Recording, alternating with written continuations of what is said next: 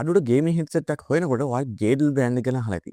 අද අපි කතා කරන්න යන්නේ JDL බ්‍රෑන්ඩ් GH560 කියන ගේමින් හෙඩ්සෙට් එක ගැන.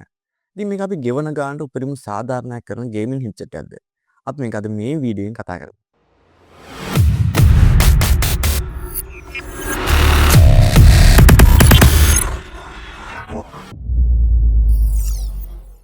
හරි දැන් මේක අපි අන්බොක්ස් කරලා බලමු මේකේ ඩිසයින් එක සහ බිල්ඩ් ක්වොලිටි කොයි වගේද කියලා.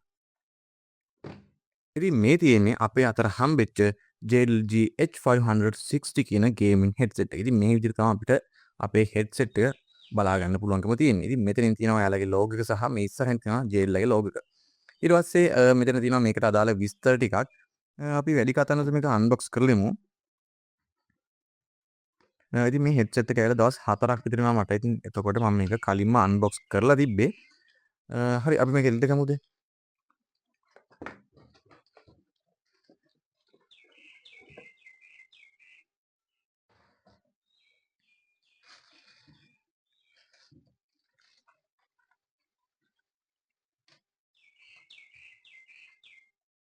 ඉතින් මේ විදිහට තමයි අපේ හෙඩ්සෙට් එක අපිට බලා ගන්න පුළුවන්කම තියෙන්නේ. මේ වගේ හොඳ ලෙදර් එකකින් වගේ තමයි මේක තියෙන්නේ ඩිසයින් වෙලා. ඔයාලට මෙතනින් බලන්න පුළුවන් JDL එකේ ලෝගෝ එක තියෙනවා.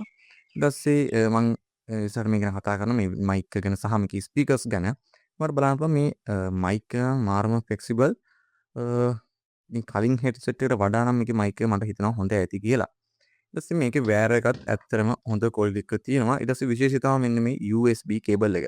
මේ ගැනත් අපි ඉස්සරහට අනිවාර්යයෙන්ම කතා කරනවා මේ වීඩියෝ එකේ. අපි මේක ප්ලග් කරලා බලමු මේකේ ලයිට්නින් කොහොමද කියලා.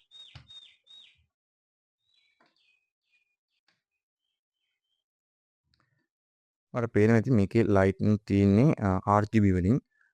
හැබැයි මේක රනින් RGB නම් නෙවෙයි මේක මෙහිම නිකම්ම පත් වෙලා තියෙන්නේ. ඉතින් ඔයාලට මේ උඩින්ම බලා ගන්න පුළුවන් මේක නිකන් දැලක් වගේ. හැබැයි මේක මාරම ක්වොලිටි එකක් තියෙනවා. ඔයාලට මේක පැය 3ක් විතරකම් දාගෙන වැඩ කිරීමේ හැකියාව තියෙනවා.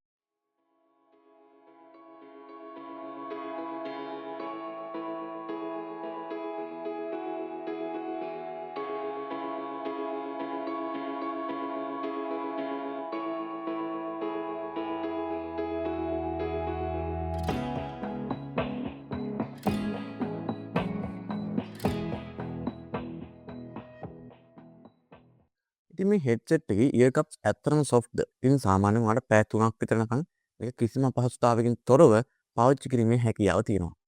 ඉතින් මේ හැම දෙයකම වඩා අපි බලන්නේ මේකේ සවුන්ඩ්ස් ක්වොලිටි ඊට පස්සේ මයික් ක්වොලිටිනේ. මේකේ සවුන්ඩ්ස් පැත්තට ගියපුවාම ඔයාලට බලා ගන්න පුළුවන්කම තියෙනවා 50mm ඩ්‍රයිව්ස් යූස් කරලා තියෙනවා කියලා. ඉතින් එතකොට මේකේ සවුන්ඩ්ස් ක්වොලිටි නම් ඇත්තටම හොඳම මට්ටමක තියෙනවා. ඒ වෙනවා මේකට 7.1 USB කනෙක්ෂන් එකක් තියෙන නිසා ප්ලේ කරන ගේම් වල පොඩි සවුන්ඩ්ස් පාවට හොඳට ඇහෙනවා. මේ සවුන්ඩ්ස් ක්වොලිටි වගේම මයික් ක්වොලිටිත් හොඳයිද?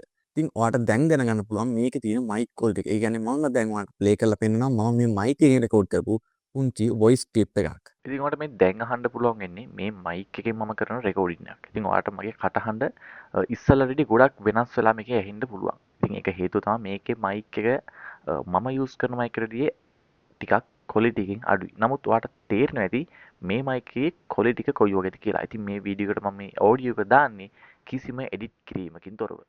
දැන් ඔයාලට පැහැදිලිද මේක මයික් එක කොයි වගේ තත්ත්වයක තියෙන කියලා. ඉතින් මේක ඔයාලට ලයිව් ස්ට්‍රීම් කරනවා නම් නැත්නම් ගේමින් කරන්න ඉන්නවා නම් මේක හොඳටම ගැලපෙන හෙඩ්සෙට් එකක්. මොකද මේකේ මයික් ක්වොලිටි එක සවුන්ඩ්ස් ක්වොලිටි සහ ඉතින් RGB පැටර්න් එක නිසා ඔයාගේ ගේමින් ලෙවල් එක නෙක්ස්ට් ලෙවල් එකට අරන් යන්න පුළුවන්. ඉතින් ඔයා දන්නවද මේ හෙඩ්සෙට් එක කොච්චර හොඳ වුණත් මේකේ තියෙන ලොකුම අඩුපාඩුව මොකක්ද කියලා? ඒ තමයි මේකේ තියෙන මේ USB කේබල් එක. ඉතින් අපිට සමහර හෙඩ්සෙට් වල 3.5mm ජැක් දෙකක් එක USB කේබල් එකක් බලා ගන්න පුළුවන් වුණත් මේ හෙඩ්සෙට් එකේදී එහෙම බලා ගන්න වෙන්නේ නැහැ. ඉතින් ඒ කියන්නේ මේක වගේ මොබයිල් එකට කනෙක්ට් කරලා ගේම් ප්ලේ කිරීමේ හැකියාව නැහැ. ඉතින් ඔයා දන්නවද මම මේ හෙඩ්සෙට් එක රුපියල් 4800කට කියලා. මේක ගත්තේ iTech computer shop එකෙන්. ඔයාලට පුළුවන් මේ shop එක විසිට් කරලා හෝ නැත්නම් පහළ description එකේ තියෙන numbers වලට call කරලා මේ හෙඩ්සෙට් එක ගෙදරටම ගෙනවා ගන්න. ඉතින් ඒ විතරක් නෙවෙයි ඔයාලට වුණු PCs accessories සහ මේ shop එකේදී මිලදී ගන්න පුළුවන්. ඉතින් ඔයා තාමත් NNT YouTube channel subscribe කරලා නැත්නම් channel subscribe කරන්න අමතක කරන්න එපා. එහෙනම් අලුත් වීඩියෝ එකක් හමු මම නෙත් නවන්ජන.